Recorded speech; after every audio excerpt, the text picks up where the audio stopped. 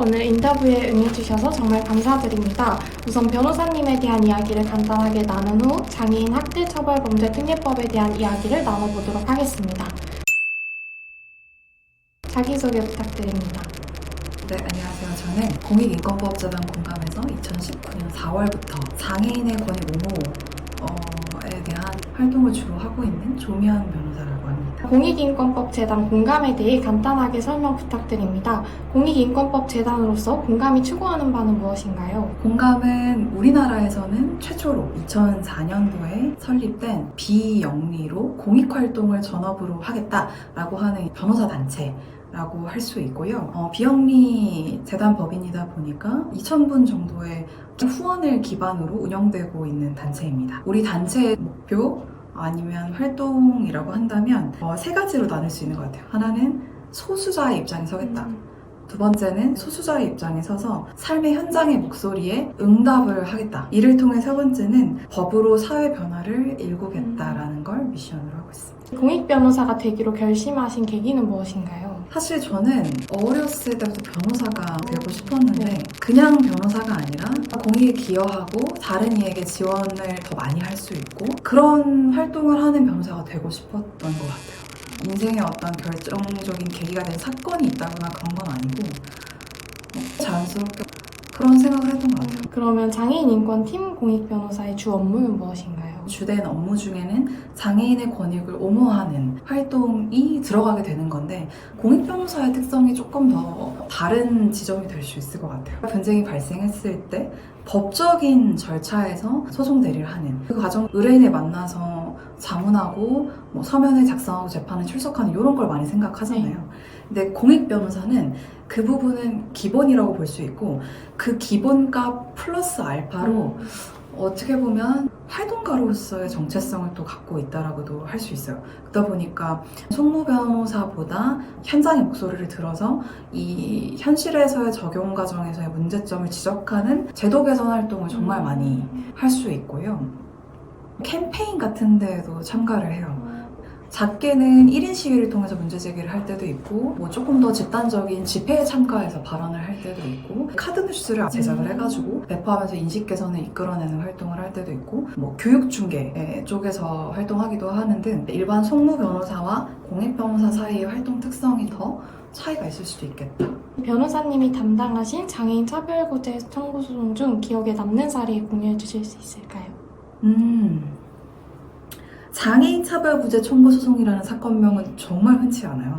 그리고 이 사건명이 붙는 소송의 근거는 장애인 차별금지법이라고 하는 굉장히 특별한 법이에요. 아무래도 굉장히 특별한 형태의 소송이다 보니 훨씬 활용례가 적은 상태이긴 해요. 대신 적은 사례들 중에서 굉장히 높은 확률로 현실을 바꿔내는 인용 결정을 받는다던가 최소한 조정을 했다던가 하는 사례가 있긴 하죠. 상당 부분은 공감해서 수행을 했는데 인상 깊은 사례는 두 가지 정도. 하나는 이긴 거고 하나는 진 겁니다.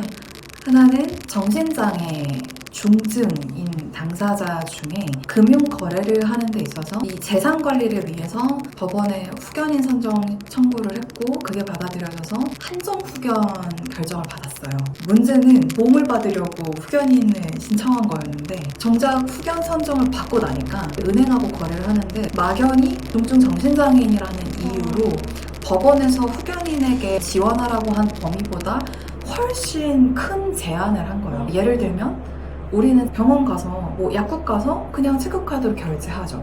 근데 우체국에서는 당신 한정후견을 받은 사람이니까 사기를 당했을지 올바른 의사 능력 하에 이걸 했을지 우리가 알 수가 없잖아. 그러니까 비대면 거래가 안 된다는 거예요. 그리고 은행 와서 돈을 찾을 때에도 월 합산해서 쓴 금액이 100만 원을 초과하면 후견인을 데려와 말을 한 거예요. 사실 듣기만 해도 되게 황당하죠. 왜냐하면 계속 정신질환 치료를 받아야 되니까 병원도 가야 되고 일상생활 생활비도 써야 되는데 무조건 대면에서 거래하라는 거며 후견인의 이 동의만 받으면 된다라고 법원에서 그랬는데 법원에서 한 것보다 훨씬 초과해서 데려와라 이렇게 말을 하니까 이거는 후견 결정을 받았다라는 이유만으로 차별하는 거다. 차이가 아니라 차별하는 거다. 금융거래를 지나치게 제한하는 거다라고 해서 차별구제 청구 소송을 제기했고요.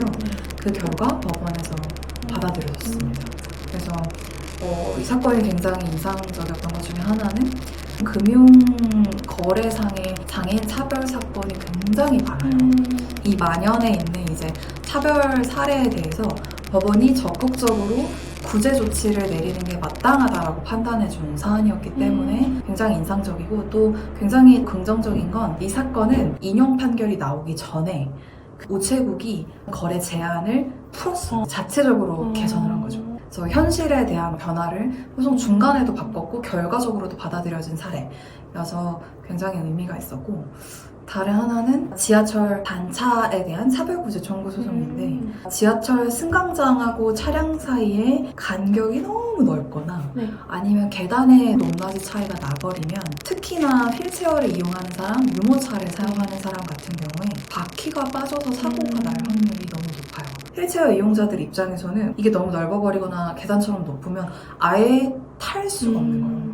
지하철을 아예 접근할 수가 없게 되니까 이거는 장애인에 대한 차별이다. 안전설비 등을 하지 않고 비장애인과 실질적으로 동등하게 지하철을 이용할 수 없게 하는 건 장애인에 대한 차별이다라고 해가지고 청구 소송을 넣었던 거예요. 근데 결과는 패소였어요. 1심에서는 차별 자체가 아니다라고 했고요. 법원에서 하는 얘기는 지하철에서 한 역사마다 사회복무요원 한 명씩을 두고 있는데 전화를 해서 미리 말을 하면 사회복무요원이 발판에 갖고 나와서 장애인 탈 때 펴줬다가 장애인 타고 나면 빼고 이렇게 함으로써 합리적인 조치를 해놔서 차별이라고 할 수 없는 거다라고 하는 거죠. 너무 황당하죠.